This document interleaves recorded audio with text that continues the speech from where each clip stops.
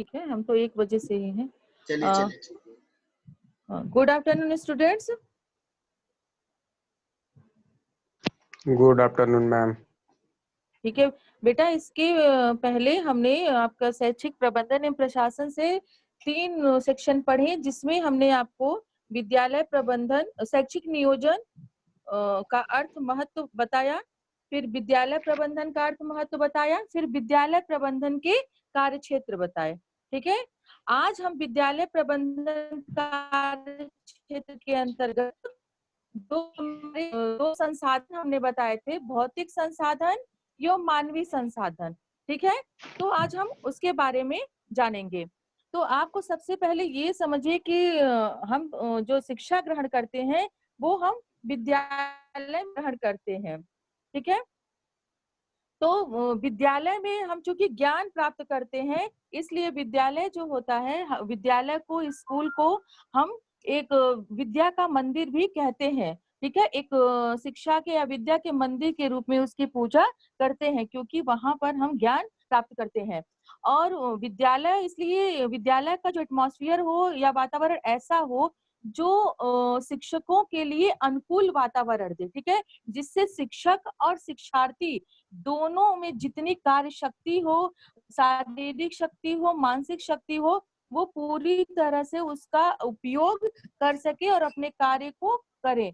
तो जो विद्यालय का भवन होता है या कक्षा होती है जिसमें छात्र पढ़ते हैं और शिक्षक पढ़ाते हैं, उसका जो एटमॉस्फेयर हो बहुत ही अट्रैक्टिव होना चाहिए, जो छात्रों को अपनी ओर खींचे पढ़ने के लिए। ठीक है, अट्रैक्शन का मतलब यहाँ पे सुंदरता से नहीं है, साफ सुथरे से है कि क्लास बड़ी हो, उसमें हवा हो, उसमें लाइट हो, और सारे जो भौतिक साधन हो क्लास से रिलेटेड, कक्षा से रिलेटेड, वो उसमें उपलब्ध हो।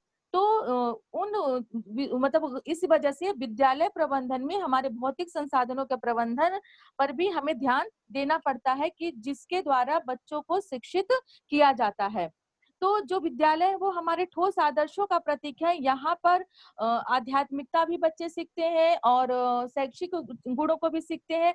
तो जो भौतिक संसाधन है, इसकी ओर विद्यालय प्रबंधन का ध्यान जाना जरूरी है, कि जिसके द्वारा, उन भौतिक संसाधनों के द्वारा बालकों को समुचित रूप से शिक्षा दी जाए। वर्तमान समय में अगर भौतिक संसाधन की बात करें, तो भौतिक संसाधन में सिर्फ बिल्डिंग या कमरे नहीं आते हैं। ठीक है, उससे हमारे जो भी शिक्षण से रिलेटेड उपकरण है, पुस्तकालय है, खेल का मैदान है, अगर छात्रावास की जरूरत है तो छात्र, ये सारे हमारे सब भौतिक, पीने का पानी है, शौचालय है, ये सब भौतिक संसाधन के अंतर्गत आते हैं। तो हमारे जो विद्यालय का वातावरण हो, ऐसा हो कि हम पूरी तरह से अपने तन मन से शिक्षक और शिक्षार्थी दोनों कार्य कर सके। अब हम आपको बताते हैं कि भौतिक संसाधनों के प्रबंधन की बात करते हैं।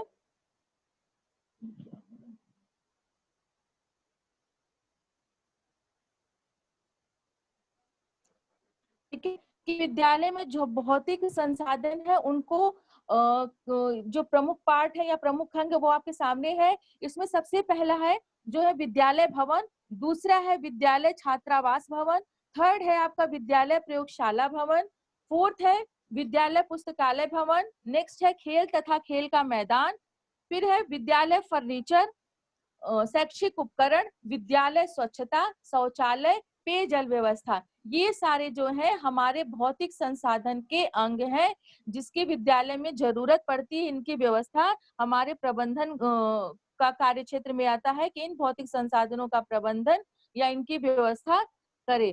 तो अगर हम विद्यालय भवन की बात करें, तो जो साधारण और सुंदर ढंग से बना हुआ विद्यालय होता है, और वो छात्रों को स्वास्थ्य को ध्यान में रखकर, यानी कि साफ सुथरा हो, हवा और प्रकाश की व्यवस्था हो, तो ये सारी चीजें हमारे छात्रों पर प्रभाव डालती हैं। जितना ही स्वच्छ वातावरण वाला विद्यालय होगा, कक्षा होगा, वो हमारे विद्यालयों के ऊपर अनुकूल प्रभाव डालती हैं। और अगर हम विद्यालय को देखें, अगर नगरीय जगह से दूर थोड़ा बनाया जाए, जहाँ पे शोर शराबा ना हो, पॉल्यूशन ना हो, तो वो भी हमारे बच्चों के लिए स्वास्थ्यवर्धक वातावरण होता है। तो विद्यालय भवन का निर्माण करते समय हमेशा इस बात का ध्यान देना चाहिए कि वो कहीं बहुत ही पॉल्यूशन वाले इलाके में न हो, कहीं ज्यादा शोर शराबा न हो। तो हमेशा उसको स्वच्छ वातावरण में देखकर ही भवन का निर्माण या विद्यालय का निर्माण करना चाहिए। इसके अलावा अब बिल्डिंग बनानी है तो कैसी बिल्डिंग बनाया जाए, किस तरह से बनाया जाए, इसके बारे में कहा जाता है कि अगर भवन बनाया जाए तो उसे हमें भवन को पश्चिम से दक्षिण पूर्व की दिशा में बनाना चाहिए, जिससे बालकों को शीतकाल में प्रकाश मिल सके, सूर्य की रोशनी मिल सके, और गर्मी में सीधे सूर्य की रोशनी न पड़े, जिससे कि कमरा गर्म न हो। क्योंकि जब इस तरह की बाधाएं हमारे शिक्षण में आती हैं तो बालक सीखने में अपनी तरह से पूरे तन मन या पूरी शक्ति और शारीरिक शक्ति और मानसिक शक्ति को लगा नहीं पाते। तो ये सब चीजें व्यवधान पैदा करती है शिक्षण कार्य में। तो भवन के निर्माण में भी सारी चीजें ध्यान देनी चाहिए। इसके अलावा कुछ प्रमुख आकार हैं जो अल्फाबेट के आधार पर बताया जाता है कि जिसके आधार पर भवन का निर्माण किया जाता है। ठीक है, इसमें आपका है IEHUTLY, ये आकार हमारा प्रमुख आकार होता है। इन्हीं आकारों में इनकी जिस तरह से रचना, इसी आकार में मैक्सिमम विद्यालयों की स्थापना होती है, जिसमें से ई आकार अधिक व्यवहारिक है। यानी कि सीधी बिल्डिंग बना दी जाती है, उसमें पार्ट 3 भी, जिस तरह से ई, इस तरह के लेटर में बिल्डिंग का निर्माण किया जाता है। तो ये इनके निर्माण की रचना हो गई, किस किस आकार में विद्यालय का निर्माण किया जाए। इसके अलावा हमने आपको बताया कि विद्यालय भवन हमेशा शोरगुल से दूर, पोल्यूशन से दूर जगहों पर निर्माण करना चाहिए। और विद्यालय एक आदर्श संस्था होती है, ठीक है। यहाँ इसको जितना अधिक सुंदर बनाया जाएगा, जितना बच्चों के अनुकूल पर्यावरण होगा, उतना ही वो विद्यालय बच्चों के लिए बच्चों की आवश्यकताओं को पूरा करेगा, बच्चों के लिए उपयोगी सिद्ध होगा। तो इसके लिए जो मेन बातें ध्यान में हम रखते हैं वो है कि किन किन बिंदुओं को ध्यान में रखकर हम विद्यालय भवन का निर्माण करें। तो सबसे पहली जो आवश्यकता है वो है कि हमें जहां पर भी बिल्डिंग का निर्माण करें, विद्यालय भवन बनाए, उसके लिए जो स्पेस हो, पर्याप्त हो, स्थान पूरी तरह से हो, कंजेस्टेड ना हो। ठीक है। दूसरा है स्थान का स्वास्थ्यवर्धक वातावरण में होना, यानी वही बात है कि जिस प्लेस को हम चुने विद्यालय बनाने के लिए वो बच्चों के लिए हेल्पफुल हो, बच्चों के लिए उनके स्वास्थ्य पर अनुकूल प्रभाव न डाले।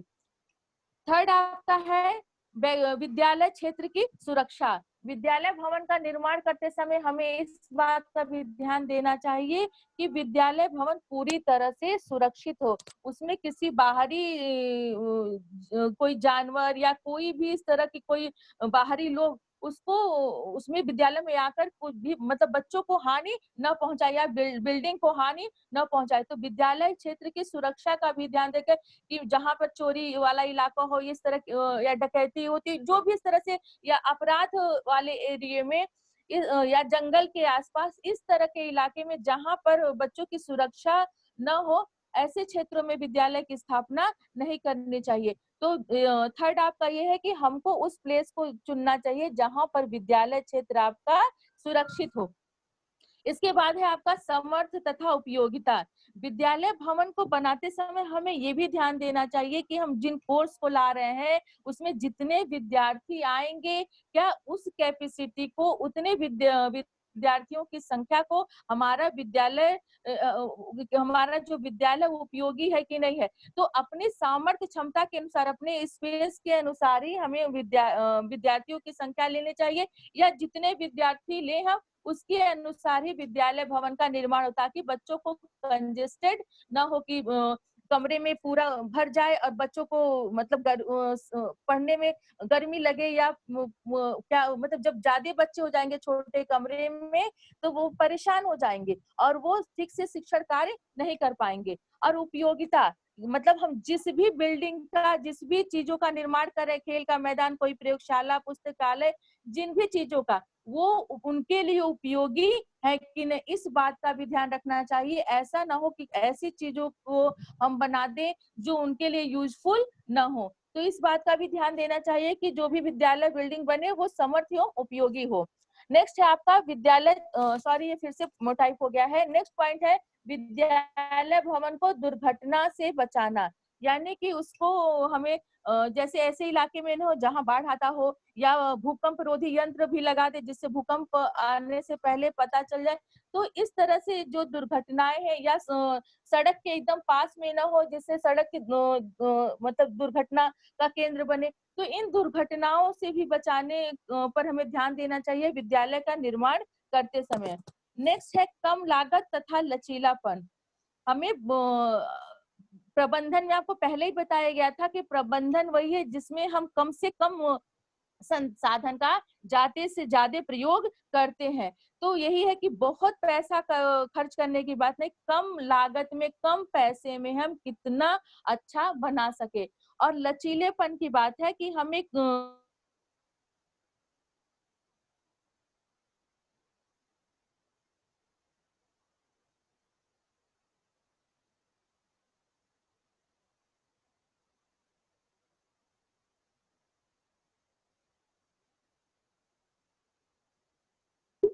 क्या हो गया मैम?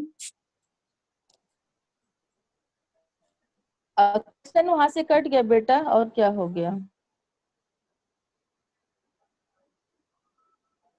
ठीक है, कम लागत तथा लचीलापन। तो इसमें ये है कि लचीलापन का मतलब कि कुछ रूम या कुछ कमरे ऐसे हों कि जिनका हम और कार्यों में भी उपयोग कर सके। जैसे बड़े क्लासरूम बनवा दिए जाए जिसको हम कभी कभी सेमिनार के लिए या संगोष्ठी के लिए, या कुछ विचार गोष्ठी हो रही या कुछ क्रियाकलाप हो रहा है, उसमें भी हम उसका यूज कर सके। तो विद्यालय भवन के निम्नलिखित आवश्यकताओं के भाग है जिनको ध्यान में रखकर हमें विद्यालय का निर्माण करना चाहिए। ठीक है, अब हम आते हैं कि विद्यालय के निर्माण के बारे में श्री केजी शैदीन ने क्या कहा। इन्होंने कहा कि इनके शब्दों में अगर हम देखें कि एक आदर्श विद्यालय कैसा हो, तो इन्होंने बताया कि एक आदर्श विद्यालय भवन अत्यंत विशाल एवं विस्तृत हो। ठीक है, काफी बड़ा हो, विशाल हो, और इसकी कलाकृति आकर्षक लगने वाली हो। ठीक है, कि लोगों को अट्रैक्ट करे, और इसमें छात्रों को चलने फिरने की पूर्ण सुविधा, वही कंजेस्टेड ना हो, बालक स्वतंत्रता पूर्वक उसमें शिक्षण कार्य, खेल का कार्य, अध्यापन कार्य, सारे कार्यों को या और भी जो सृजनात्मक क्रियाकलाप है उसको पूरी तरह से कर सके।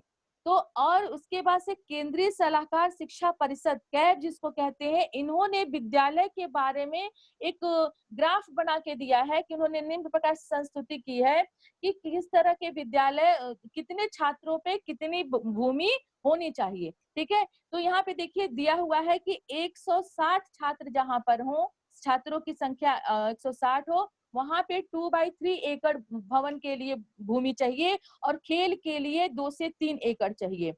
और जब यही हमारी छात्र संख्या बढ़ जाए, 320 हो जाए, तो हमारी भूमि पूरी 1 एकड़ हो जाएगी, और खेल के लिए 4 से 5 एकड़ हो जाएगा। और 480 के लिए 12/3 यानी कि 4 एकड़ की बात करते हैं, इनके लिए 4 एकड़ जमीन चाहिए भवन के लिए, और खेल के लिए 6 से 7 एकड़ की जमीन चाहिए। ठीक है, वर्तमान समय में लेकिन अगर देखा जाए तो जनसंख्या बढ़ती जा रही है, और हमारी जो स्कूलों की संख्या भी उसके अनुसार बढ़ती जा रही है, लेकिन जमीन तो बढ़ नहीं रहा है, पृथ्वी का क्षेत्रफल तो बढ़ नहीं रहा, पृथ्वी का एरिया नहीं बढ़ रहा है। तो क्या हो रहा है कि अब हम इन मानकों को पूरी तरह से पूरा नहीं कर पा रहे हैं, इसीलिए हमें अपनी मतलब जो भी सीमित संसाधन है उसका जितना सटीक अच्छे तरीके से प्रयोग कर सके। ठीक है, कि कमरों के जैसे घर को हम छोटे स्पेस में आदमी ऐसा बनवा रहा है कि कम जगह में कि खुला हो, हवादार हो, उसमें छोटे छोटे रूम, या फ्लैट का ही देख लीजिए, कम जगह में उसको आर्किटेक्ट नक्शा के द्वारा कम जगह को स्पेसियस बना देता है। तो इसी तरह से अब हमारे पास जब भूमि की समस्या आ रही है, तो विद्यालय बनाते समय विद्यालय भवन को इस बात का ध्यान देके बनाना पड़ता है कि कैसे हम कम से कम जमीन में बच्चों के लिए उपयोगी विद्यालय, उनके लिए खुला विद्यालय, या जिसमें बच्चों को दिक्कत ना हो इस तरह का, या कंजेस्टेड न लगे, संकीर्ण जगह ना हो, ऐसे विद्यालय का निर्माण करें। ठीक है, अब हम आते हैं छात्रावास की बात करते हैं। दूसरा जो हमारा पार्ट था भौतिक संसाधन का, तो वो हॉस्टल की बात है, विद्यालय छात्रावास भवन की बात है। तो छात्रावास या हॉस्टल की जरूरत सामान्य तौर पे ऐसे नहीं पड़ती है अगर उस एरिया के बच्चे ही वहां पे पढ़ रहे हैं। लेकिन जब किसी दूर इलाके का बच्चा, किसी दूरस्थ क्षेत्र का बच्चा किसी दूसरी जगह पढ़ने जाता है, जो उसके घर से वो आ जा नहीं सकता है, तो उसके लिए वो उसे छात्रावास की जरूरत पड़ती है। और कोई बच्चा क्यों अपना नगर क्षेत्र छोड़कर जाएगा दूसरे जगह? इसके दो कारण होते हैं। या तो जो वो शिक्षा प्राप्त करना चाह रहा है उस तरह के विद्यालय उसके घर के आसपास न हो। दूसरा कारण ये हो सकता है कि जो इस विद्यालय हो, उन जिस विद्यालय में वो दूर जाना चाह रहा हो, उनकी शैक्षिक उपलब्धियां बहुत प्रभावशाली हो, बहुत प्रशंसनीय हो, तो वो अपने घर को छोड़कर भी उस विद्यालय को स्वीकार कर रहा है। तो ऐसी स्थिति में जो विद्यालय होंगे उनको छात्रावास बनाने की जरूरत पड़ेगी, जिससे कि दूर से आए हुए बच्चे अपने छात्रावास में रहकर शिक्षण कार्य को कर सके। तो छात्रावास भवन बनाते समय भी निम्न बातों को ध्यान देना पड़ता है कि जब हम छात्र हॉस्टल बनाए तो किन किन बातों पर ध्यान दें। सबसे पहला है कि छात्रावास कितने विद्यार्थियों के लिए है वो, ठीक है। उसमें भी हम संख्या के आधार पर ही हॉस्टल का निर्माण करेंगे कि जितने विद्यार्थी हैं उस कम जितने उनके लिए कितना कमरा हो जिसमें वो अच्छे से एडजस्ट हो जाए। तो सबसे पहले संख्या के आधार पर हम देखेंगे कि हमें छात्रावास कितना बड़ा बनवाना है। दूसरा, छात्रावास के साथ भोजनालय की भी व्यवस्था हो, क्योंकि जो बच्चा दूर से पढ़ने आएगा तो वो भोजन की व्यवस्था उसके पास नहीं रहेगी। या तो वो खुद बनाएगा खाएगा, तो उसके लिए हॉस्टल में उस तरह की सुविधा देनी पड़ेगी। इसलिए इसमें ये किया जाता है कि सारे बच्चों के लिए मेस चला दिया जाता है और सारे बच्चों के भोजन की व्यवस्था कर दी जाती है। यानी वहां पे भोजनालय या मेस की व्यवस्था भी छात्रावास में होनी चाहिए। थर्ड है, छात्रावास भवन विद्यालय भवन से दूर ना हो। यानी कि हॉस्टल और स्कूल के बीच में बिल्डिंग में दोनों में बहुत डिस्टेंस ना हो, वॉकिंग डिस्टेंस होना चाहिए, जिससे बच्चा वो पैदल चल के आ जा सके। क्योंकि काफी दूर होगा तो फिर उसे अन्य साधन करने पड़ेंगे, जिसके द्वारा उसका समय भी बर्बाद होगा और धन भी उसका खर्च होगा। तो छात्रावास बनाते समय ये भी ध्यान देना चाहिए कि वो विद्यालय परिसर से बहुत दूर ना हो, वॉकिंग डिस्टेंस पर हो।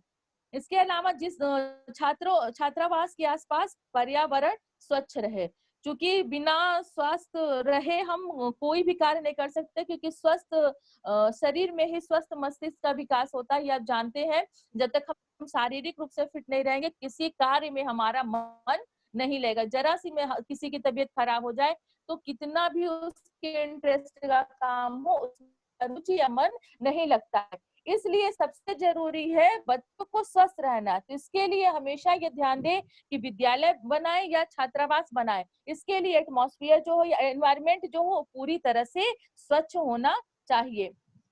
फिर है नेक्स्ट आपका, छात्रावास में आंतरिक खेलों की समुचित व्यवस्था हो। ठीक है, बच्चा घर जाएगा नहीं, स्कूल में पढ़ेगा, हॉस्टल में रहेगा, अपना पढ़ाई करेगा, लेकिन फिर भी उसके पास कुछ समय बचेगा।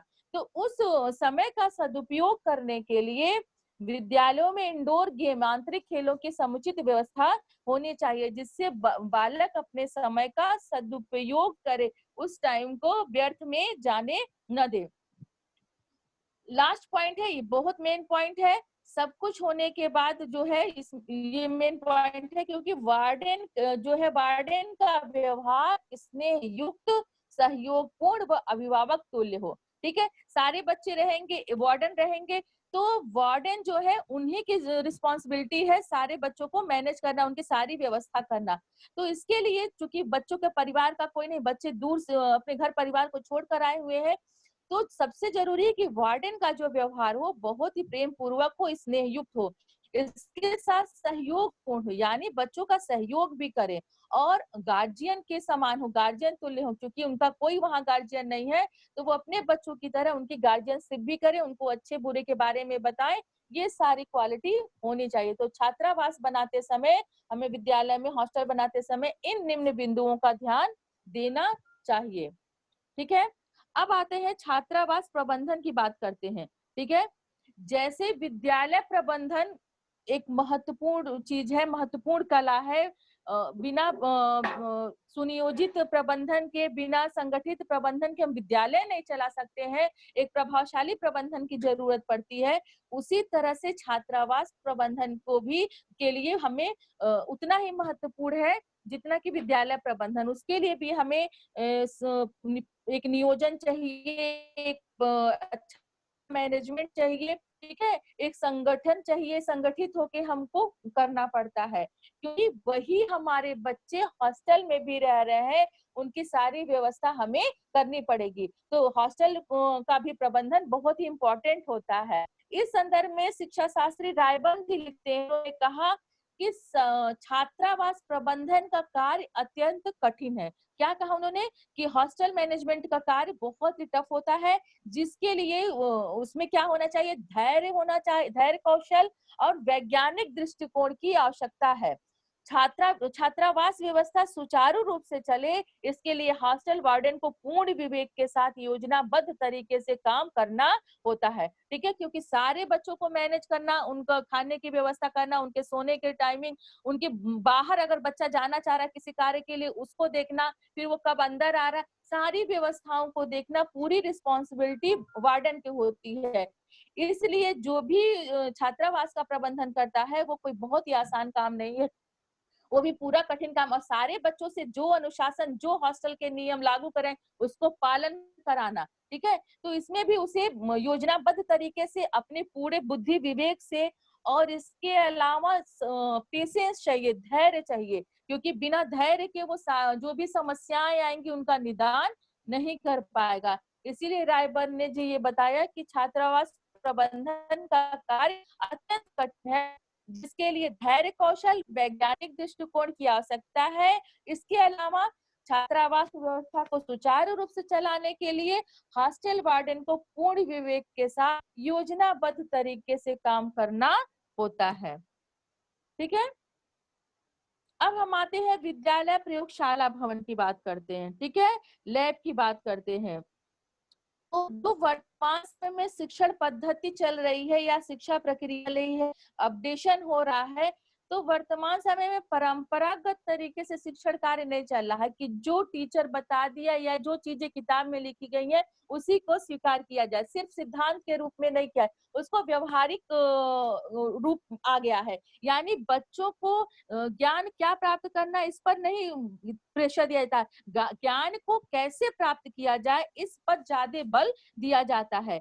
और ऐसा इसलिए भी है क्योंकि हमारे जो वर्तमान समय का समाज है, इसके निर्माण के लिए आवश्यकता भी है कि हम नए नए क्रियाकलापों से या नए नए तरीकों से नए ज्ञान का सृजन करें, और बालक किसी भी चीज को बस रट न ले, उसको सीखे कि उसे कैसे करना है। तो इसके लिए जो होता है, लैब की महत्वपूर्ण भूमिका होती है, जहां पर बच्चे अपनी भूमिकाओं का निर्वाह करके अपनी क्रियाकलापों को करते हैं।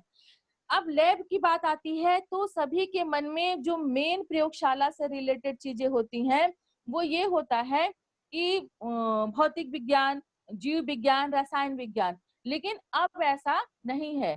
अब हमारे जो भाषा सब्जेक्ट है, चाहे वो हिंदी है, इंग्लिश है, दोनों लैंग्वेज के लिए भी, हमारे सामाजिक विषय यानी एसएसटी के लिए भी, मनोविज्ञान के लिए भी, इसी तरह से सारे लगभग विषयों के लिए जो जिनमें जरूरत है, यानी कि जो ह्यूमैनिटीज के सब्जेक्ट है साइंस के अलावा, इनमें की भी प्रयोगशालाएं स्थापित की जा रही हैं। मैथ का भी लैब बन रहा है, ठीक है। जैसे मान लीजिए मनोविज्ञान की प्रयोगशाला है तो उसमें व्यक्तित्व टेस्ट है, बुद्धि टेस्ट है, इस तरह के सारे टेस्ट, सब वैज्ञानिकों के बारे में जानना, ये सारी चीजें रखी जाती है। मैथ से रिलेटेड उसमें मैथ लैब में भी मैथ से रिलेटेड चीजें रखी जाती हैं। तो अब जो है प्रयोगशाला सिर्फ साइंस का सब्जेक्ट नहीं रह गया है, हमारे आर्ट का भी सब्जेक्ट हो गया है।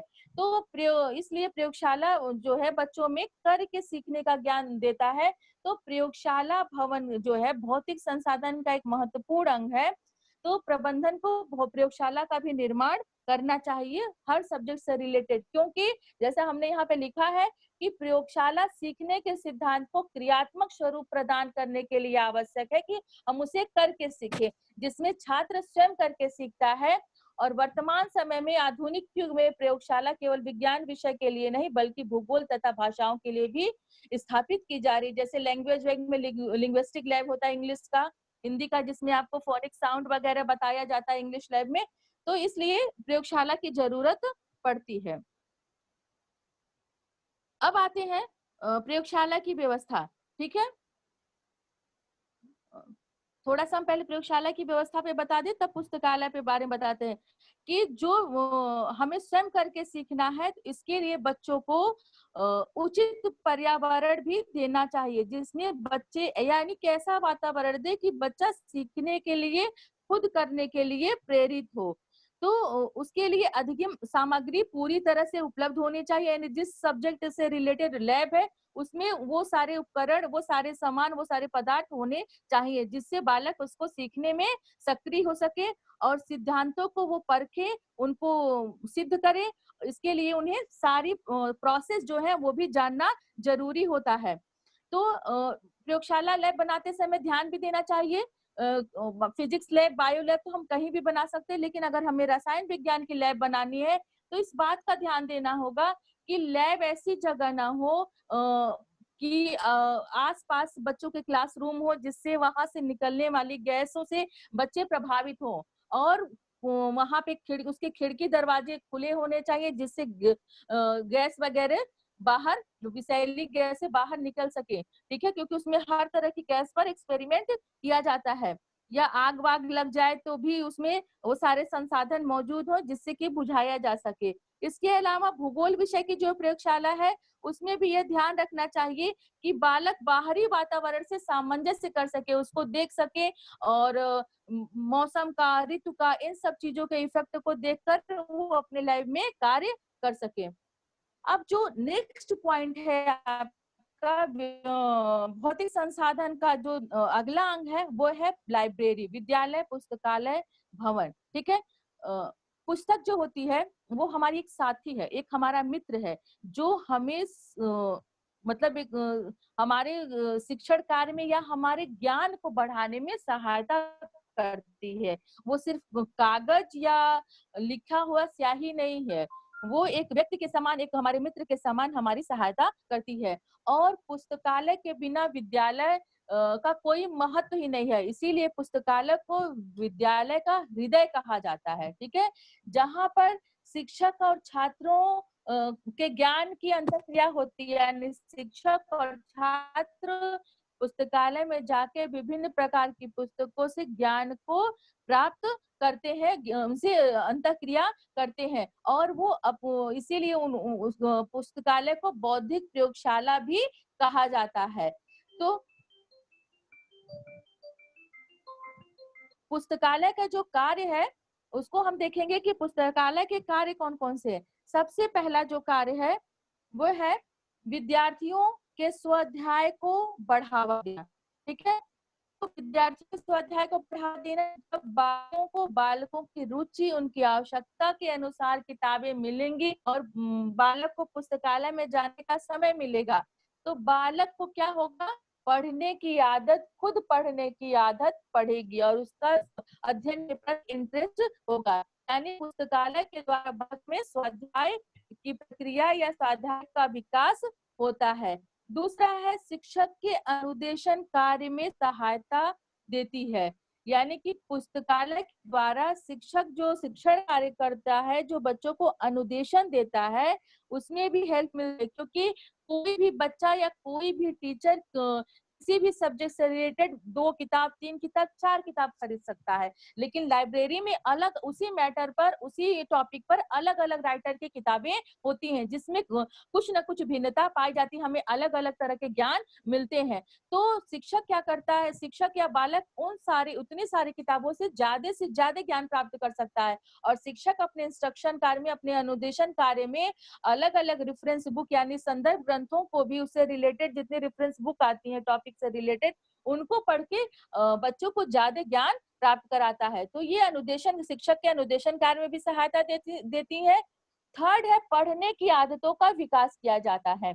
जब बच्चे को लाइब्रेरी में जाने की आदत डाली जाएगी और बच्चा धीरे धीरे पढ़ना शुरू करेगा, तो क्या होगा, जब हम किसी कार्य को करते हैं अनमने ढंग से भी करें तो धीरे जब हम रूटीन में आ जाएगा तो हमारा इंटरेस्ट डेवलप हो जाता है।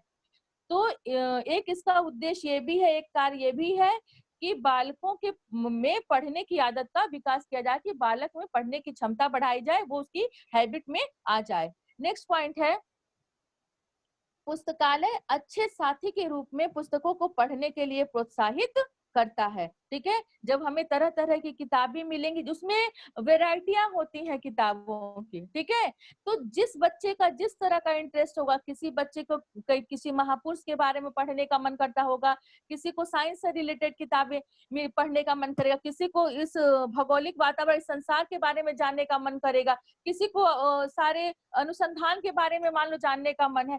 तो जब उसमें वैरायटी मिलेगी, अलग अलग महापुरुष को पढ़ने वाले को अलग अलग महापुरुष मिलेंगे, बहुत सारी साहित्य की किताबें मिलेंगी, तो जिसका जिसमें इंटरेस्ट होगा, जब वहां पे वैरायटी मिलेगी तो वो क्या करेगी, पुस्तकालय एक हमारे फ्रेंड की तरह, एक हमारे साथी की तरह, एक हमारे मित्र की तरह हमें उन किताबों को पढ़ने के लिए प्रोत्साहित करेंगी। नेक्स्ट पॉइंट है आपका, बालकों में शब्द को संदर्भ ग्रंथों आदि के उचित प्रयोग की कुशलता विकसित करना। ठीक है, तो जब बालक या टीचर जो भी दोनों जब अलग अलग किताबें पढ़ेंगे, ज्यादा पढ़ेंगे, तो क्या होगा कि उनका शब्दकोश यानी शब्द भंडार में वृद्धि होगी, और जो जो उनसे रिलेटिव बुक होंगे, संदर्भ ग्रंथ होंगे, रेफरेंस बुक होंगी, उनको भी वो पढ़ेंगे। तो जब हमारा शब्द भंडार बढ़ेगा, हम रेफरेंस बुक से उनके बारे में ज्यादा ज्ञान प्राप्त करेंगे, तो उनका हम ज्यादा से ज्यादा प्रयोग, कुशलता से प्रयोग, जहां पे उचित होगा उन चीजों का प्रयोग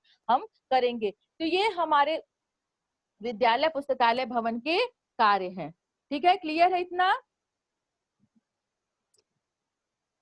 अब हम आगे थोड़ा सा आपको बता देते हैं कि विद्यालय पुस्तकालय की कंडीशन के बारे में। ठीक है, देखिए हमारे देश में जो पुस्तकालय चले आ रहे हैं पहले से, अब तो काफी अपडेट हो रहा है वर्तमान समय में, लेकिन जो पहले के पुस्तकालय की स्थिति थी वो बहुत ही सोचनीय विचारणी थी, चिंतनीय थी एक तरह से। क्यों? क्योंकि पुस्तकालय में जो किताबें थी वो पहले से ही मंगाई हुई रखी गई थी, वो अपडेट नहीं किताबें थी। तो जो बालक न्यू जनरेशन की, उनकी न्यू नई नई आवश्यकताएं हैं, उनकी नई रुचियां हैं, अपनी आवश्यकताओं के अनुरूप जो टेक्निक बढ़ती जा रही, जो आधुनिकता आ रही है, ज्ञान बढ़ता चला जा रहा है, अपडेट हो रहा है, तो जब उस तरह की किताबें नहीं मिलेंगी तो बच्चे का पढ़ने में इंटरेस्ट नहीं रहता है, तो वो किताबें अलमारियों में ही बंद पाई जाती हैं। इसलिए हमें बच्चों की रुचि एवं आवश्यकताओं के अनुसार और अपडेट किताबें मंगाने चाहिए, क्योंकि ज्ञान हमेशा अपडेट होता रहता है। इसलिए नए नए किताबों को मंगाना चाहिए और बच्चों की रुचि एवं आवश्यकताओं के अनुसार मंगाना चाहिए, जिससे बालक उन पुस्तकालयों का लाभ उठा सके। तो जो पुस्तकालय व्यवस्था में अगर हम सुधार की बात करते हैं, के लिए निम्न उपाय किए जाते हैं कि हम किन किन उपायों के द्वारा पुस्तकालय को में सुधार कर सकते हैं। तो इसमें सबसे पहला है कि सबसे पहले पुस्तकालय भवन की अलग से आकर्षक भवन हो। ठीक है, यानी लाइब्रेरी रूम या लाइब्रेरी बिल्डिंग अलग होनी चाहिए, जिसमें शांतिपूर्ण माहौल हो, पूरी तरह से शांति हो, जिसमें बच्चा मन लगा के या शिक्षक मन लगा के पढ़े। दूसरा है, पुस्तकालय में फर्नीचर की व्यवस्था की जाए। ठीक है, यानी बालकों के बैठने के लिए या टीचर के बैठने के लिए फर्नीचर हो, क्योंकि जब तक हमें पढ़ने के लिए उचित वातावरण नहीं मिलेगा तब तक हम पूरी अपना शक्ति, शारीरिक या मानसिक शक्ति नहीं लगाएंगे। खड़े खड़े पढ़ेंगे तो हम थक जाएंगे, थोड़ी देर में ऊब के हम छोड़ देंगे और उस चीज को उतने अच्छे से सीख भी नहीं पाएंगे, उस ज्ञान को अपने में ज्ञान का बोध भी नहीं कर पाएंगे। तो दूसरा जो आपका इम्पोर्टेंट पॉइंट है, क्या उपाय है कि पुस्तकालय भवन में फर्नीचर की व्यवस्था हो। थर्ड है, छात्रों के लिए नवीन उपयोगी पुस्तकों और पत्रिकाओं की व्यवस्था की जाए। जो अभी हमने आपको पहले बताया कि जो स्टूडेंट के लिए जो भी अपडेट किताबें हैं, नई किताबें हैं और मैगजीन पत्रिकाएं भी उनकी आवश्यकता एवं उपयोगिता के अनुसार उनकी व्यवस्था की जाए, जिससे बालक उनको पढ़े। अगला है आपका पाठ्य पुस्तकों एवं अन्य पत्रिकाओं के वितरण के लिए समय विभाजन किया जाए। ठीक है, यानी टाइम टेबल बनाया जाए कि कब कौन सी किताब देनी है, कि कब पढ़ने वाली किताब देनी, कब पत्रिकाएं देनी, किस क्लास को देनी, कैसे देनी, उसका टाइम टेबल बनाना जरूरी, ताकि लाइब्रेरी में या पुस्तकालय भवन में भीड़ न जमा हो जाए। एक ही बार भीड़ हो जाए, इतना शोरगुल हो जाए कि न किसी को किताब मिल पाए, न कोई पढ़ पाए। इसके अलावा नेक्स्ट पॉइंट जो है, विद्यार्थियों को नियमित रूप से पुस्तक देने की व्यवस्था की जाए। ठीक है, नियमित का मतलब डेली देने की व्यवस्था है, कंटिन्यूटी में देने की व्यवस्था है। तो कंटिन्यूटी में देने की यानी हर दिन हर विद्यार्थी को न दिया जाए, उनका शेड्यूल बांट दें, उनको ग्रुप में कर दिया जाए, सब्जेक्ट वाइज कर दिया जाए, क्योंकि सारी भीड़, इसमें भी वही बात है कि सारी भीड़ जमा न हो जाए। सारे उसमें क्या कहते हैं, वो होता रहे कि पहले एक क्लास, 11th क्लास है तो 11th क्लास को, या आप लोगों का फर्स्ट सेम वाले आज है, या आज गर्ल्स का टर्न है 2 दिन, कल 2 दिन बॉयज का टर्न है, 2 दिन सेकेंड सेमेस्टर का टर्न है। तो ऐसे करके इनका व्यवस्था करनी चाहिए। इसके अलावा विद्यालय समय सारणी में पुस्तकालय कालांश निर्धारित हो, यानी क्लास के अलावा, इंटरवल के अलावा या अन्य एक्टिविटी के अलावा टाइम टेबल में बच्चों के पुस्तकालय में पढ़ने के लिए समय निर्धारित हो। ठीक है, इसमें अगर हम टाइम टेबल बनाते समय इस बात का ध्यान दें कि किसी एक घंटे में एक बैच को, नेक्स्ट घंटे में दूसरे बैच को, उसके बाद ये लंच के बाद तीसरे बैच को दे, तो भी अव्यवस्था नहीं होगी। इस तरह से हम अपने टाइम टेबल में, पुस्तकालय के लिए भी टाइम टेबल में को स्थान देना चाहिए, जिससे बच्चों को पढ़ने का मौका मिले पुस्तकालय में जाकर।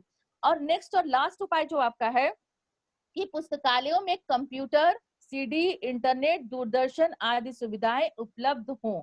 ठीक है, अगर हमारे पास संसाधन है, हमारे पास आर्थिक संसाधन इतना है, तो ये भी होना चाहिए, क्योंकि आज टेक्निकल युग में ये सारी चीजें बहुत जरूरी हो गई हैं। तो पुस्तकालय में इन सब चीजों का भी, कंप्यूटर, सीडी, इंटरनेट, दूरदर्शन आदि का सुविधाएं हो, जिसका बालक भरपूर या समुचित उपयोग कर सके। ठीक है, अब हम चलते हैं, खेल की बात करते हैं ना, खेल तथा खेल का मैदान। ठीक है, जो हमारा नेक्स्ट संसाधन है वो है तथा खेल का मैदान। तो शिक्षा जो है हमारे संपूर्ण विकास की प्रक्रिया, शिक्षा के द्वारा कहा जाता है बालकों का सर्वांगीण विकास है। तो उसमें सिर्फ पढ़ाने की बात नहीं की जाती कि सिर्फ पढ़ाने से ही बालक का सर्वांगीण विकास होगा, उसमें अन्य क्रियाकलापों को भी स्थान दिया जाता है, जिससे कि बालक के और भी गुणों का विकास हो, जिसमें ज्ञानात्मक, भावात्मक, क्रियात्मक पक्षों के विकास के साथ साथ बालकों के शारीरिक विकास का भी होना जरूरी है, क्योंकि स्वस्थ शरीर में स्वस्थ मस्तिष्क का निवास होता है। ना शारीरिक रूप से मजबूत हुए हम, या मतलब जब तक हम स्वस्थ नहीं रहेंगे, शारीरिक रूप से फिट नहीं रहेंगे, तब तक हम शिक्षा को सही से ग्रहण नहीं कर पाएंगे। तो इसलिए जो बच्चा देखिए बीमार रहता है या आए दिन बीमार पड़ता है, वो पढ़ते हुए भी क्लास नहीं ले पाएगा, उसका क्लास छूट जाएगा, तो इसलिए वो पीछे हो जाता है। तो स्वस्थ रहना हमारे लिए जरूरी है, शारीरिक रूप से फिट रहना जरूरी है। इसलिए विद्यालय प्रबंधन में उनका एक जो भौतिक संसाधन है वो खेल है, कि हमें खेल का व्यवस्था भी करनी चाहिए, इसके लिए खेल का मैदान होना चाहिए। आजकल जो विद्यालय है उनकी मान्यता का जो मानक है, उसमें एक मानक ये भी है कि विद्यालय का जब हम मान्यता प्रदान की जाती है, तो उसमें देखा जाता है कि विद्यालय जो बना रहा है वो बच्चों के लिए फील्ड या खेल प्लेग्राउंड रखा है कि नहीं। तो इसलिए ये इम्पोर्टेंट चीज है बच्चों को फिजिकली फिट रखने के लिए। तो अब हम यहाँ पे आपको खेल के महत्व के बारे में बताएंगे, कि जो खेल का महत्व है शारीरिक विकास के लिए, सभी को, आप लोगों को पता है कि जो खेलता है, एक्सरसाइज करता है, वो फिजिकली फिट रहता है। तो जो इम्पोर्टेंस है वो सामने आपके है कि फर्स्ट है शारीरिक विकास की दृष्टि से, यानी हमारा शारीरिक विकास खेल के द्वारा होता है, तो शारीरिक विकास के लिए खेल महत्वपूर्ण है। दूसरा है सामाजिक क्षमताओं की विकास की दृष्टि से, जब हम कोई खेल खेलेंगे, तो बैडमिंटन खेल रहे हैं, बैडमिंटन खेल रहे हैं तो दो लोग क्रिकेट खेल रहे हैं तो 11 लोग इस तरह से खो खेल रहे हैं, तो सब में क्या होता है जितने लोग शामिल हो, तो अकेले हम कोई खेल नहीं खेल पाते हैं, ठीक है। अकेले हम राउंड ही लगा सकते, दौड़ ही सकते हैं। तो कह रहा है कि सामाजिक क्षमताओं का विकास होता है। तो जब हम साथ खेलते हैं, साथ रह रहे हैं, तो खेल के द्वारा जो सामाजिक गुण होते हैं, हमारा सामाजिक गुण का मतलब समाज के लोगों के साथ सही तरीके से रहना, ठीक है। तो उन गुणों का, क्षमताओं का, सामाजिक क्षमताओं का विकास होता है खेल के द्वारा। सभी को समान समझना, ये सारी चीजें इसमें आती हैं। फिर है शिक्षा में विकास की दृष्टि से खेल हमारे शिक्षा में विकास करता है, क्योंकि हम जब स्वस्थ रहते हैं तो हम ज्यादा से ज्यादा अपने शैक्षणिक कार्यों को करते हैं, मन लगाकर करते हैं। अस्वस्थ रहने पे हमारा मन नहीं लगता है। नेक्स्ट है आपका सकारात्मक सोच एवं सहनशीलता की दृष्टि से, ठीक है। पॉजिटिव सोच, यानी कि जब हम खेलें तो हमारे अंदर प्रतिशोध की भावना ना हो, हम एक प्रतिद्वंदी के खेले, ठीक है। हम किसी को मतलब ये ना सोचे कि वो नीचा है या हम बहुत ऊंचे हैं। ये सारी चीजें सकारात्मक सोच की बात करता है कि हम प्रतिस्पर्धा में भाग ले तो किसी को विरोधी ना समझे, वो भी हमारी तरह से पार्टिसिपेंट ही है, कोई भी हार सकता है, कोई भी जीत सकता है। तो इस तरह की सकारात्मक सोच पैदा होती है। इसके अलावा कह रहा है सहनशीलता की दृष्टि से, यानी हमारे अंदर सहनशीलता की भावना पैदा करना कि जीत जाए तो हम जीत के मद में इस तरह से अंधे ना हो जाए, या हार जाए तो उसको भी सहन करने की हमारे अंदर क्षमता हो। दोनों कंडीशन में हमारे अंदर पेशेंस हो, हमें चोट लग जाए तो उसको भी सहन करने की क्षमता हो। तो इस तरह की सारी चीजें हैं कि सब बच्चों में खेल के द्वारा सकारात्मक सोच एवं सहनशीलता की दृष्टि से खेल जरूरी होता है। इसके बाद है लास्ट पॉइंट कि छात्रों की आंतरिक प्रवृत्तियों की दृष्टि से, ठीक है। सभी बालकों में कहा जाता है कि सभी मनुष्यों में कुछ न कुछ विशिष्ट या स्पेशल क्वालिटी, विशिष्ट गुण होते हैं। तो जो भी हमारे अंदर गुण छुपे हुए हैं, बालकों के अंदर उनकी प्रवृत्तियां छुपी हुई हैं, उसको बाहर लाने की बात कर रहा है।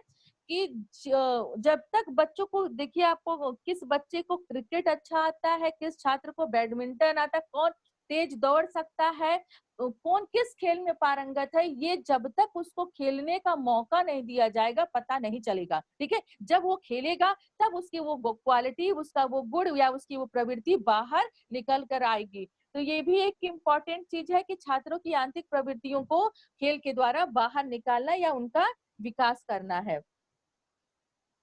खेल के मैदान की बात करते हैं तो खिलाना है बच्चों तो मैदान जरूरी है। तो भौतिक संसाधन में खेल के लिए विद्यालय परिसर में खेल मैदान की व्यवस्था की जानी चाहिए, जिससे छात्र अध्ययन के साथ खेल भी सके, और बिना खेल के मैदान के विद्यालय परिसर अधूरा होता है। ये हमने आपको बताया ही है। अब हम विद्यालय फर्नीचर की बात करते हैं, ठीक है। जब छात्र कक्षा में पढ़ने जाएगा तो फर्नीचर की भी जरूरत पड़ेगी, उसे बैठने के लिए जगह चाहिए, ठीक है। तो उसके लिए मेज, कुर्सी, डेस्क चाहिए। अगर मेज, कुर्सी, डेस्क की व्यवस्था ना हो तो दरी भी क्लासरूम में बिछा दी जाती है। लेकिन इसमें ये देखना है कि जो भी दरी बिछाई गई है या मेज कुर्सी की व्यवस्था है, वो छात्रों की संख्या के अनुरूप हो। ऐसा ना हो कि छात्र उसमें एक दूसरे में कस जाए, एक दूसरे के ऊपर बैठे, उनको लिखने में, पढ़ने में, इन सब चीजों में असुविधा होनी चाहिए। तो जो मेज, कुर्सी या डेस्क की व्यवस्था हो, उसका प्रबंध छात्रों की संख्या के अनुसार होना चाहिए, और कोशिश ये रहे कि हर छात्र के लिए अलग अलग कुर्सी, मेज हो, जिससे छात्रों को पढ़ने की सुविधा हो। तो क्लासरूम में कक्षा फर्नीचर की जरूरत पड़ेगी। तो एक मॉडल क्लासरूम की बात करते हैं कि मॉडल क्लासरूम में एक आदर्श कक्षा में बताया गया कि मिनिमम क्या क्या चीजें या क्या क्या आवश्यक चीजें होनी चाहिए। तो सबसे पहले इसमें है कि जो फर्नीचर चाहिए या जो चीजें चाहिए वो है विद्यार्थियों के बैठने के लिए सीट चाहिए, ठीक है। कक्षा में बैठने के लिए विद्यार्थियों की सीट की व्यवस्था होनी चाहिए। दूसरा, श्यामपट्ट यानी ब्लैक बोर्ड होना चाहिए, जिस पर शिक्षक बच्चों को पढ़ाता है या जिसके द्वारा पढ़ा के बच्चों को सिखाता है। तीसरा, शिक्षक अगर जाएगा तो उसके बैठने के लिए भी व्यवस्था होनी चाहिए। मेज एवं कुर्सी होनी चाहिए। मेज कुर्सी नहीं है तो पोडियम हो, खड़ा होके पढ़ाए। नेक्स्ट है आपका अलमीरा होनी चाहिए, अलमारियां होनी चाहिए, बुलेटिन बोर्ड हो, स्टैंड हो, ठीक है। अलमारियां कुछ भी नोट्स बुक रखनी है या कुछ बच्चों के असाइनमेंट वगैरह रखने, उसके लिए एक आवश्यक आवश्यकता में अलमारी भी क्लासरूम में होनी चाहिए, जिसमें बच्चों के सामान को या जरूरी सामानों को रखा जाए, डस्टर रखा जाए, आपका चौक वगैरह रख दिया जाए। और बुलेटिन बोर्ड है जिसमें छात्रों के क्रियाकलापों को बुलेटिन बोर्ड में प्रदर्शित किया जाए, और स्टैंड होना चाहिए। इसके अलावा कूड़ेदान की बात करते हैं कि एक क्लासरूम में एक डस्टबिन भी होना चाहिए, क्योंकि जो भी अगर कूड़ा निकलता है, पेंसिल कटर है, कोई कागज खराब है, कोई भी इस तरह का कूड़ा, तो छात्र उसको क्लासरूम में ही जाए, उसको दूर डस्टबिन में फेंकने जाने पर उनका समय बर्बाद होगा। इसलिए एक डस्टबिन क्लासरूम में होना चाहिए। तो ये आपकी विद्यालय फर्नीचर की व्यवस्था हो गई, कक्षा फर्नीचर की। अब हम आते हैं शैक्षिक उपकरण की बात करते हैं, ठीक है। तो टीचर जो है वो शिक्षण कार्य करता है, ठीक है। शिक्षण कार्य सभी शिक्षक करते हैं, लेकिन किसी भी शिक्षण कार्य को कैसे प्रभावशाली बनाया जाए, शिक्षण अधिगम प्रोसेस को कैसे कितना इफेक्टिव बनाया जाए, इसके लिए टीचिंग एड हम टीचर्स यूज करते हैं, शिक्षण सहायक सामग्री यूज करते हैं, जिसको हम शैक्षिक उपकरण के रूप में यहाँ पे बता रहे हैं। जिन शैक्षिक उपकरणों के प्रयोग के द्वारा विद्यालय में जो शिक्षण कार्य होगा ज्यादा प्रभावशाली होगा और बच्चे उसको ज्यादा अच्छे से सीखेंगे, ठीक है। तो इसमें सबसे पहला आपका है ब्लैक बोर्ड, ठीक है। तो श्यामपट्ट, आपको पता है कि ब्लैक बोर्ड के बिना क्लासरूम अधूरा होता है, क्योंकि जो शिक्षण अधिगम की प्रक्रिया होगी, जो उसमें महत्वपूर्ण पॉइंट होंगे, महत्वपूर्ण चीजें होंगी, कोई चित्र होगा, उसको टीचर ब्लैक बोर्ड पर ही बना के बता सकता है। तो इसलिए शिक्षण कार्य को व्यवस्थित, रुचिकर, बोधगम्य एवं प्रभावी बनाने के लिए क्लास में ब्लैक बोर्ड का या श्यामपट्ट का होना आवश्यक है। बिना श्यामपट्ट के, बिना ब्लैक बोर्ड के क्लास जो होती है क्या कहते हैं, अधूरी होती है। और श्यामपट्ट वर्तमान समय में, पहले तो ब्लैक ही आता था, लेकिन वर्तमान समय व्हाइट बोर्ड, अन्य भी कलर के आने लगे हैं। दूसरा आपका है चार्ट, ठीक है। चार्ट के प्रयोग से भी हम शिक्षण प्रक्रिया को प्रभावशाली बनाते हैं। चार्ट के प्रयोग करके शिक्षण जो है अपने शिक्षण टीचर जो है अपने शिक्षण उद्देश्यों को प्राप्त करता है। इसमें चार्टों का प्रयोग जब हम करें तो ध्यान दें कि इसमें इतिहास, भूगोल, अर्थशास्त्र, नागरिक शास्त्र, गणित, विज्ञान, इसके अलावा हम जैसे लीवर का चित्र है, साइंस में अगर हम देखें तो लीवर का, हार्ट का, ये सारी नर्वस सिस्टम, ये सारी चीजों को भी हम लंग्स, ये चीजों को भी चार्ट पर बनाकर प्रदर्शित कर सकते हैं। तो टीचर अपने शिक्षण कार्य को प्रभावशाली बनाने के लिए चार्ट का भी प्रयोग करता है। नेक्स्ट आपका है मॉडल, ठीक है। मॉडल का प्रयोग भी आता है। मॉडल हम तब प्रयोग करते हैं जब किसी ऐसी चीज को पढ़ाना हो, वास्तविक, हेलो, मॉडल का प्रयोग हम तब करते हैं जब कोई वास्तविक पदार्थ हो या मूल पदार्थ हो, वो काफी बड़ा हो, जिसको हम क्लासरूम में प्रेजेंट करें या उसको प्रेजेंट करने में, उपस्थित करने में हम सक्षम न हो। जैसे हाथी, घोड़ा, रेल का इंजन, जहाज, कोई भी ताजमहल, ये सारी चीजों को हम विद्यालय में, क्लासरूम में उपस्थित नहीं कर सकते। तो ऐसी चीजों को हम मॉडल के द्वारा भी पढ़ा सकते हैं कि उनका वास्तविक रूप हम मॉडल के रूप में क्लास में दिखाएं और बच्चों को उसके द्वारा पढ़ाएं। तो मॉडल के द्वारा भी शिक्षण कार्य बहुत ही प्रभावशाली बनता है। नेक्स्ट है मानचित्र। तो मानचित्र का भी प्रयोग शिक्षण कार्य में किया जाता है, लेकिन इसका प्रयोग करने का जो है हम भौगोलिक एवं ऐतिहासिक अध्ययनों में ही करते हैं। इसमें ज्यादा ही हम मानचित्र का या मैप का प्रयोग करते हैं, जिसमें हम ऐतिहासिक घटनाओं को दिखाते हैं और भौगोलिक तथ्यों को, जिसमें आपका राजनीतिक मैप हो गया, आपका आकृति संरचना, नदी वगैरह, फिजिकल मैप हो गया, ठीक है, आर्थिक मैप हो गया, ये सारे चीजों को हम मैप के द्वारा बच्चों को बताते हैं। अब है नेक्स्ट आपका जो शैक्षिक उपकरण में, वो रेखा चित्र तथा आकृतियां, ठीक है। कभी कभी टीचर के पास ऐसा होता है कि जो रियल पदार्थ है, रियल नमूना चित्र है या मानचित्र है, मान लीजिए भारत का नक्शा ही पढ़ाना है, उस समय उपलब्ध नहीं है, तो हम ब्लैक बोर्ड पर उसकी रेखा चित्र बना दें और उसके द्वारा बच्चों को पढ़ाएं। तो जो रेखा चित्र या आकृतियां होती हैं वो भी उस समय प्रयोग की जाती हैं जब वो चीज हमारे पास वास्तविक रूप में उपलब्ध न हो। इससे भी शिक्षण कार्य में सजीवता आ जाती है और बच्चे सरलता से तत्परता के साथ चीजों को सीखते हैं। फिर है आपका है विज्ञान शिक्षण सामग्री। ठीक है, वर्तमान समय जो क्या है वैज्ञानिक युग है। प्रत्येक विद्यालय में विज्ञान शिक्षण से संबंधित सामग्री होनी चाहिए और विज्ञान सामग्री उपलब्ध कराने के लिए अलग अलग विज्ञान से रिलेटेड प्रयोगशाला, जैसे रसायन विज्ञान, उनके जो अपने अपने विभाग हैं, उनकी प्रयोगशालाएं हैं, तो वो उन विभागों से रिलेटेड वैज्ञानिक उपकरणों के किट प्रदान किए जाए, जिससे बच्चों को प्रयोगशाला में अपना प्रयोग करने में या चीजों को सीखने में सहायता मिल जाए। तो और प्रयोगशाला का निर्माण करते समय भी हमें छात्रों की संख्या देखकर बनानी चाहिए कि प्रयोगशाला का आकार जितने छात्र उसमें एडजस्ट हो जाए उसी के अनुसार छात्रों को उसमें प्रवेश देना चाहिए। शिफ्ट वाइज, अगर ज्यादा छात्र हैं तो शिफ्ट वाइज कर देना चाहिए। ठीक है, अब हमारे 3 पार्ट और बच रहे हैं आपके। इसको मैंने एक्सप्लेन नहीं किया, पॉइंट नहीं बनाया है, इसी में एक्सप्लेन कर दिया। 3 आपके भौतिक संसाधन के अंग है, वो है आपका शौचालय, विद्यालय स्वच्छता और पेयजल व्यवस्था। ठीक है, शौचालय की बात करते हैं, जहाँ पे जब हम खाने पीने रहने की सब बात हो गई, तो जो शौचालय है के द्वारा व्यक्ति की प्राकृतिक आवश्यकताओं की पूर्ति की जाती है, ये आप सभी लोग जान रहे हैं। तो विद्यालय प्रबंधन का एक भौतिक संसाधन में शौचालय भी है कि विद्यालय में शौचालय का भी निर्माण होना चाहिए।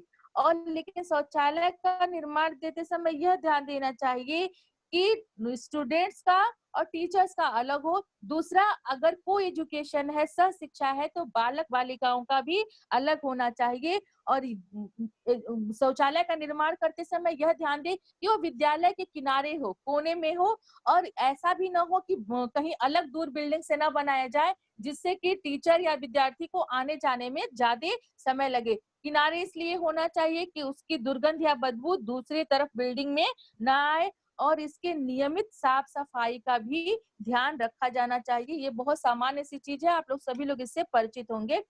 दूसरा है विद्यालय स्वच्छता की बात करते हैं कि स्वच्छता हमारे जीवन का बहुत ही महत्वपूर्ण चीज है, महत्वपूर्ण अंग है, महत्वपूर्ण गुण है। क्योंकि जब तक हम स्वच्छ नहीं रहेंगे तब तक हम स्वस्थ नहीं रहेंगे, और स्वस्थ नहीं रहेंगे तो कोई कार्य हम नहीं कर रहे हैं। वर्तमान समय में कोरोना से बचने के लिए सिर्फ स्वच्छता की ही बात की जा रही है कि जितनी तरह से आप अपने आप को स्वच्छ रखिए, अब जो चीज यूज करिए उसको साफ करिए।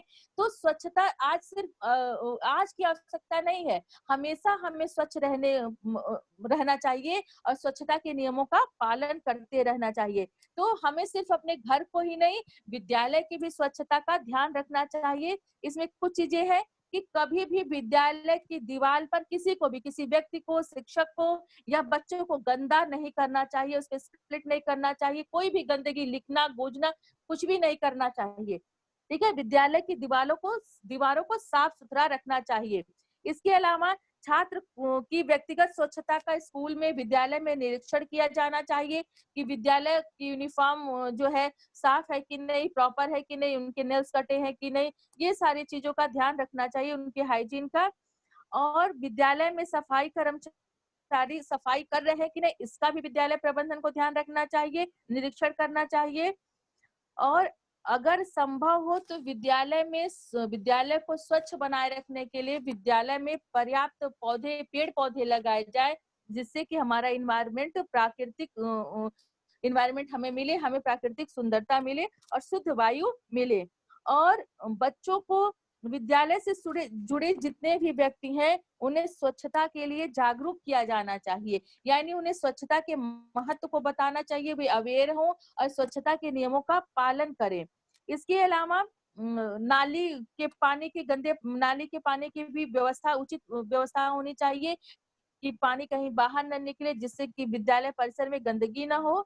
और बच्चों को भी स्वच्छता कार्यक्रम से रिलेटेड बच्चों को कार्यक्रम कराना चाहिए, जैसे जागरूकता रैली चलाए, स्वच्छता अभियान चलाए, ये सब कार्य बालकों के द्वारा कराए जाने चाहिए। अब हमारा लास्ट जो संसाधन आता है भौतिक संसाधन में, वो है पेयजल व्यवस्था, पीने पानी की पीने की पानी की व्यवस्था, ठीक है।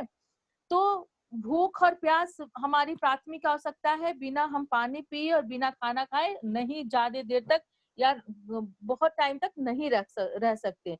तो भूख मिटाने के लिए तो जो बच्चे घर से जाते हैं वो खाना ले ही जाते हैं। आजकल तो वर्तमान समय में बच्चे पानी भी घर से लेके जाते हैं, लेकिन फिर भी विद्यालय परिसर में पेयजल की व्यवस्था होने चाहिए, शुद्ध पेयजल की व्यवस्था हो। अगर पॉसिबल है, इस तरह का संसाधन है, तो बच्चों को ऋतुओं के मौसम के अनुकूल पेयजल होना चाहिए कि गर्मी में शीतल जल मिले, चाहे वो वाटर कूलर से मिले, घड़े के द्वारा मिले या जैसे भी मिले, और ठंड में थोड़ा सामान्य जल मिले जिससे बच्चे उसको पी सके, ठीक है। यही सारी चीजें हैं, क्योंकि और शुद्ध पानी हो, पानी जो हो पीने योग्य हो, शुद्ध हो, क्योंकि अगर हम अशुद्ध जल ग्रहण करेंगे तो हमें तमाम तरह की बीमारियां होंगी, हैजा, पेचिस, बहुत सारी बीमारियां हैं जो हमें अशुद्ध जल के द्वारा होती हैं। तो ये हमारा टॉपिक आज आपका खत्म हो गया, भौतिक संसाधन, ठीक है। विद्यालय प्रबंधन के अंतर्गत जो भौतिक संसाधन है उसके पार्ट हमने आपको पढ़ा दिए। नेक्स्ट टॉपिक हमारा है मानवीय संसाधन, यानी जो मानवीय ह्यूमन रिसोर्स है उसके बारे में पढ़ेंगे। इसमें अगर कोई चीज आप लोगों को बेटा समझ में ना आई हो, क्लियर ना हो, तो आप हमें बता दीजिए, ठीक है। Hello hello ma'am. क्लियर है आप लोगों को सब? हाँ मैम, हम हेलो, एक स्कूल में मैक्सिमम कितने बच्चों का एडमिशन कर सकते हैं? क्या बेटा?